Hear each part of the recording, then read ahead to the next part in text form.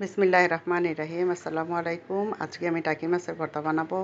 আর টাকি মাছগুলি প্রথমে আমি লবণ হলুদ দিয়ে মেখে তৈলে ভেজে নিয়েছি।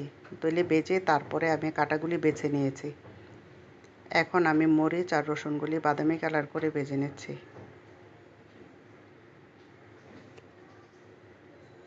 এই তো আমার সবগুলি উপকরণ।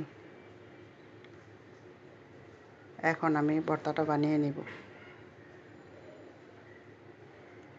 প্রথমে আমি লবণ দিয়ে স্বাদ মতো লবণ দিয়ে মাছটা ভালোভাবে মিহি করে বেটে নেব। এই ভর্তা বানানোটা খুবই কষ্ট। আর যখন ভাত খেতে বসি এই ভর্তা দিয়ে তখন আর কষ্টটা মনে থাকে না। এখন আমি মরিচটা ভালোভাবে বেটে নিচ্ছি।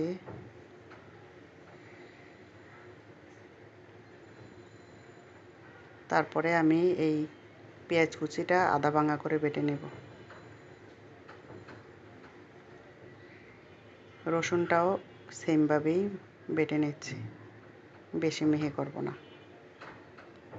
দিয়ে দিলাম ধনিয়া পাতা। ধনিয়া পাতাটাও বেটে নিচ্ছি। এই ভর্তাটা এমন কেউ নাই যে ভর্তাটা কেউ পছন্দ করে না। আমাদের বাসায় সবাই এই ভর্তাটা পছন্দ করে। আজকে আমি সরিষার তেল দিয়ে বানাবো না। আর যদি কেউ সরষের তেল খায় তখন টেবিলে বসে এটা হয়তো নিয়ে নেবে, কিন্তু আমি আগে সরষের তেল দিচ্ছি না।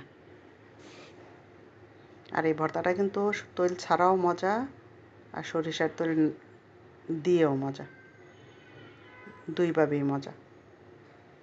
এখন আমি হালকাভাবে বেটে মিশিয়ে নিচ্ছি ভর্তাটা। এই তো আমার ভর্তাটা বানানো হয়ে গেল। কী যে মজার একটা ভর্তা! যতই কষ্ট হোক, বাট ভর্তাটা যখন গ্রানটা নেই তখন মনে হয় যেন আমার আর কষ্টটা থাকে না। খুবই সুন্দর গ্রান।